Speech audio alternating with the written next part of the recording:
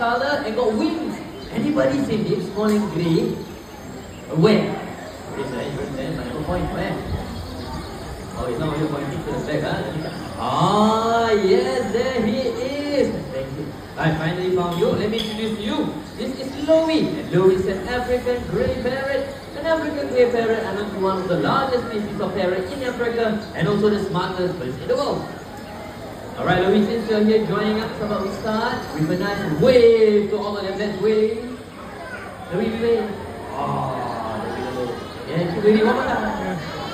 Alright, very nice. Thank you very much, Louie, for the tiny wave. There you go. And like I said, they're known to be the smartest birds in the world because they can mimic up to hundreds of words and even sounds.